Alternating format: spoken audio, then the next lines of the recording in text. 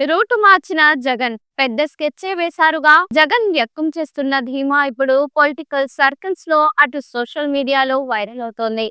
Power కు ఈ 8 నెలలు కాకుండానే ఆయనలో అధికారంపై ధీమా పెరిగిపోయింది. మళ్ళీ గెలుస్తాం, 30 ఏళ్లు నేనే ముఖ్యమంత్రిగా ఉంటానని పాట అందుకున్నారు. వైసీపీ రాష్ట్రాన్ని ఏలుతుందని ధీమా వ్యక్తం చేస్తున్నారు. జగనన్న టూ పాలన చాలా డిఫరెంట్ గా ఉంటుందని స్టేట్మెంట్ ఇచ్చేశారు. పార్టీ ఘోర పరాజయం, పార్టీ కీలక నేతల వరుస నిష్క్రమణలు, చేజారుతున్న స్థానిక సంస్థలు, కార్యకర్తలు, నేతలపై రోజు రోజుకు పెరుగుతున్న కేసులతో సతమతమవుతోంది వైసీపీ. ఇదే తరుణంలో విజయవాడ నగర కార్పొరేటర్లతో భేటీ అయిన వైసీపీ అధినేత జగన్ కీలక వ్యాఖ్యలు చేశారు. ఎంత పెద్ద కూటములు వచ్చినా, ఏం చేసినా మన బలం, ప్రజల మద్దతు మనకు ఉందని విశ్వాసం వ్యక్తం చేశారు ఆయన. 151 స్థానాలతో అధికారంలోకి వచ్చిన పార్టీ తరువాత 11 స్థానాలకు పరిమితమై ప్రతిపక్ష హోదా కూడా దక్కించుకోలేకపోయింది. అయితే 40% ఓటింగ్ దక్కిందన్న ధీమా జగన్ లో వ్యక్తమవుతోంది. అందుకే పార్టీ నుంచి ఎవరు వెళ్లిపోయినా పర్లేదు అన్నట్లు జగన్ మాట్లాడుతున్నారు. కీలకమైన రాజ్యసభ సభ్యులు వైసీపీకి రిజైన్ చేస్తున్నా జగన్ లెక్క చేయడం లేదు. అదేమంటే క్యారెక్టర్, క్రెడిబిలిటీ అంటూ పెద్ద పెద్ద కబుర్లు చెప్తున్నారు. ఇలాంటి లెక్చర్లతో జగన్ తన కొత్త కార్యాచరణను స్పష్టం చేస్తూ పార్టీ కార్యకర్తల్లో ఓ కొత్త ఆశను నింపే ప్రయత్నం చేస్తున్నారన్న అభిప్రాయం వ్యక్తమవుతోంది. 2019 ఎన్నికల ముందు ఒక్క ఛాన్స్ ప్లీజ్ అంటూ ఓటర్లను ఆకట్టుకున్న మాజీ ముఖ్యమంత్రి రాబోయే రోజుల్లో జగన్ 2.0 ఎలా ఉంటుందో చూస్తారంటూ కొత్త స్లోగన్ ని మోగించే అవకాశం కనిపిస్తోంది. గత ప్రభుత్వ హయాంలో ప్రజలకు సంక్షేమ పథకాలు అందించడంపై పూర్తిగా దృష్టి కేంద్రీకరించడంతో కార్యకర్తలు తగిన ప్రాధాన్యత ఇవ్వలేకపోయానని ఒప్పుకుంటున్నారు జగన్. అయితే గత ప్రభుత్వ హయాంలో పనిచేసిన వాలంటీర్లంతా వైసీపీ కార్యకర్తలేనని మర్చిపోతున్నారు ఆయన. వాలంటీర్లు సచివాలయాలంటూ సొంత వ్యవస్థను ఏర్పాటు చేసుకొని పాలన సాగించి బటన్ నొక్కుతూ సంక్షేమ కార్యక్రమాలను అప్పులు చేసి మరీ అమలు చేసిన జగన్ అవే తిరిగి అధికారాన్ని కట్టబెడతాయని గుడ్డిగా నమ్మిన జగన్ ఆశలు అడియాసలయ్యాయి. ఆ నవరత్నాల అమలులో పార్టీ నేతలకు కూడా జగన్ ప్రాధాన్యత ఇవ్వలేదు. అన్ని జగన్ బటన్ నొక్కడం, వాలంటీర్ల పంపిణీలకే పరిమితమయ్యాయి.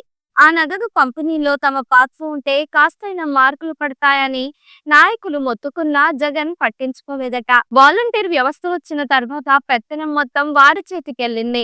పెన్షన్ల పంపిణీ దగ్గర నుంచి రేషన్ సరుకులు, ఇతరత్రా పథకాలన్నీ వారి చేతుల్లోకి వెళ్లడంతో వాళ్లే రాజ్యాధికారం చెలాయించారు. ఆ క్రమంలో వాలంటీర్లు ఎమ్మెల్యేలతో పాటు గ్రామాల్లో ద్వితీయ శ్రేణి నేతలను కూడా లెక్క చేయలేదన్న ఆరోపణలున్నాయి. ఈ నేపథ్యంలోనే వైసీపీ అధికారంలో ఉన్న నాయకులు, కార్యకర్తలు అభివృద్ధి కార్యక్రమాల్లో భాగస్వాములు కాలేక ప్రజలకు దూరమయ్యారు. దాంతో ఎన్నికల సమయానికి అదేదో సామెత చెప్పినట్లు నేనొక్కడిని చేయకపోతే ఏమవుతుందిలే అన్నట్లు అందరూ పూర్తిగా కాడి వదిలేయటంతో జగన్ కి ప్రతిపక్ష హోదా కోసం కూడా కోర్టును ఆశ్రయించాల్సిన పరిస్థితి ఏర్పడింది. ఘోర పరాజయం తర్వాత కొన్ని రోజుల పాటు జగన్ సైతం వాస్తవంలోకి రాలేకపోయారు. ఎన్నికల ఫలితాల తర్వాత మీడియా ముందుకొచ్చిన ఆయన ఇలాంటి ఫలితాలు ఊహించలేదని వాపోయారు. అక్క చెల్లెమ్మల ఓట్లు, అవ్వాతాతల ఓట్లు ఏమయ్యాయో తెలియడం లేదని దాదాపు ఏడ్చినంత పని చేశారు. అయితే ఓటమిపై పోస్ట్ మార్టం తర్వాత జగన్ తత్వం గ్రహించినట్లు కనిపిస్తున్నారు. కార్యకర్తలు లేకుంటే పార్టీకి మనుగడ లేదని ఓ అంచనాకు వచ్చారంటున్నారు. గతంలో జగన్ పార్టీ క్యాడర్కే కాదు, నాయకులకు కూడా ప్రాధాన్యత ఇచ్చేవారు కాదు.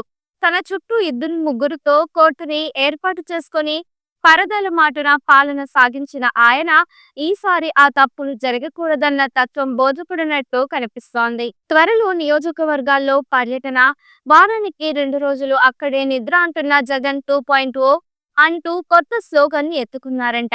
వైసీపీ బతుకుతుందని, ఈ రాష్ట్రాన్ని ఏలుతుందని జగన్ ధీమా వ్యక్తం చేస్తున్నారు.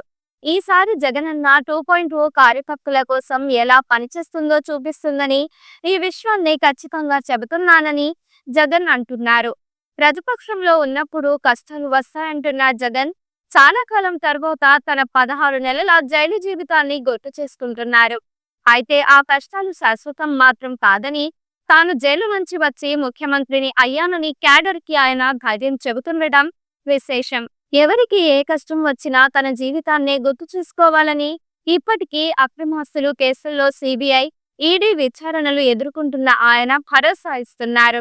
మహా అయితే అధికారంలో ఉన్న వాళ్ళు వైసీపీ కార్యకర్తలను 3 నెలలు జైల్లో పెట్టడం తప్ప ఇంకేం చేయలేరంట.